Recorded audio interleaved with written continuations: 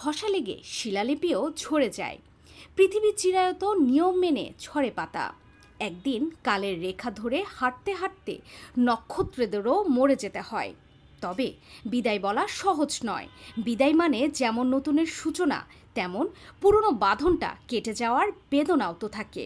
BKSP ৩৬তম ব্যাচও তেমন একদিনের সাক্ষী হলো।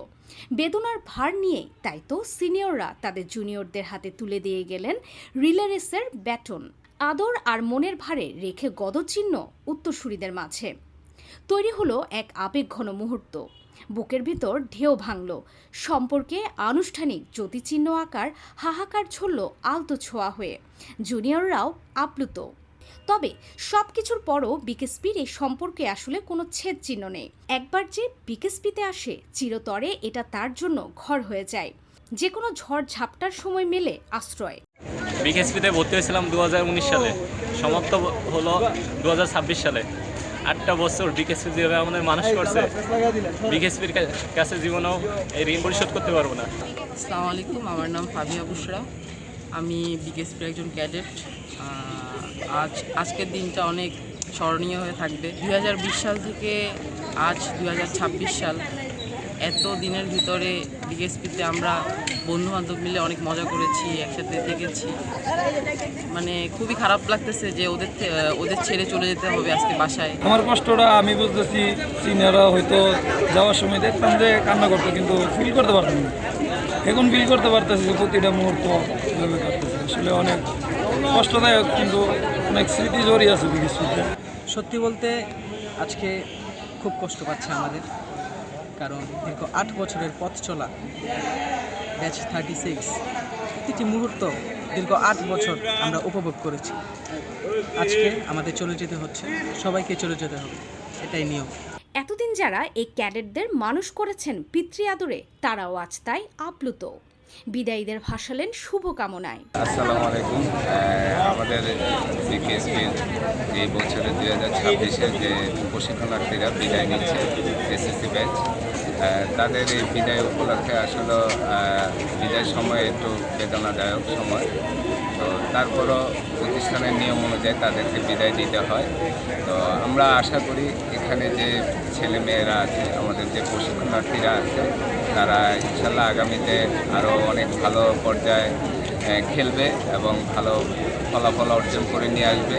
আজকে বিকেএসপির 36তম ব্যাচের বিদায়। তারা দীর্ঘ 8 বছরের পাঠ চুকিয়ে বিকেএসপি থেকে বিদায় নিচ্ছে। বিষয়টা অত্যন্ত মর্মাহত একটি ব্যাপার।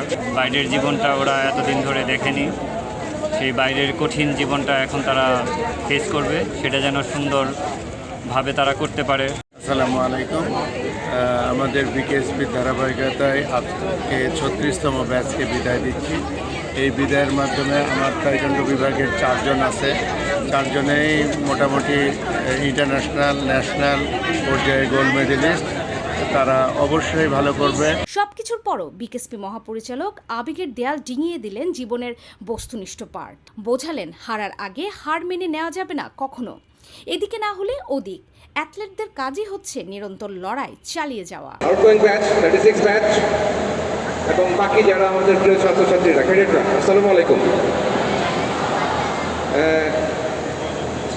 জন্মিলে যেরকম মরিতে হইবে, কোথাও শিক্ষার জন্য আসলে ওখান থেকে একটা পর্যায়ে বের হয়ে যেতে হবে। এটা প্রাকৃতিক একটা পরিক্রমা। এই পরিক্রমার অংশ হিসেবে 34 ব্যাচ তাদের এইচএসসি পরীক্ষা শেষ।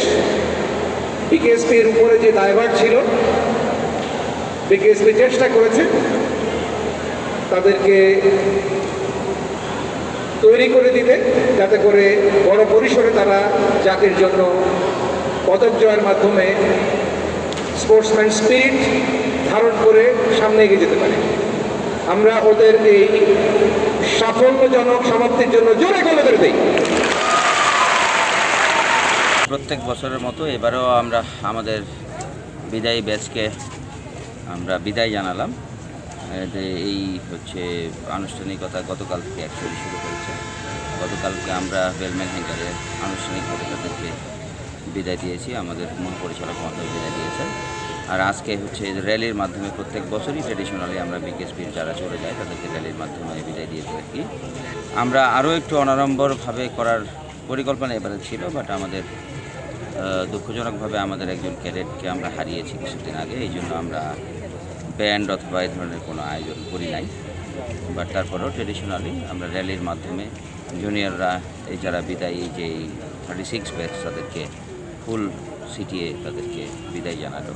ট্র্যাডিশনালি আরেকটা হচ্ছে জামার মধ্যে প্রত্যেকের সাইন নেওয়া, টিচারদের, কোচেসদের এবং কর্মকর্তাদের।